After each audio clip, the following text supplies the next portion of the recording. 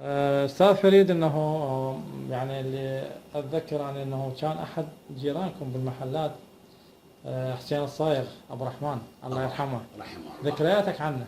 حقيقة هذا الرجل كان يشدني إليه أناقته، كان رجلا أنيقا جدا، وكان لا يفارق النرجيلة. لم أمر يوما ما إلا وأجد النرجيلة بالقرب منه. وكان من محبيه كاظم الرواعي، كان دائما يجلس بالقرب منه في أكثر الأيام. كان رجلا لطيفا منكتا لطيفا يحب الحياة.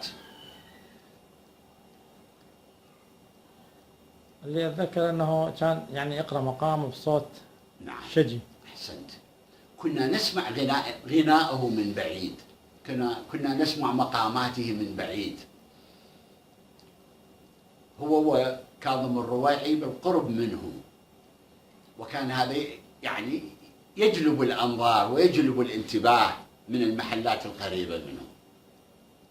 نعم. وخاصة كان في وقت الظهيرة، هذا يحدث نعم. بعد ما أنه الناس تفرغ نعم. من عملها. أحسن. كان يستغل هذه الفترة لينطلق، ليأخذ حريته، لأن أكثر الناس يذهبون إلى بيوتهم.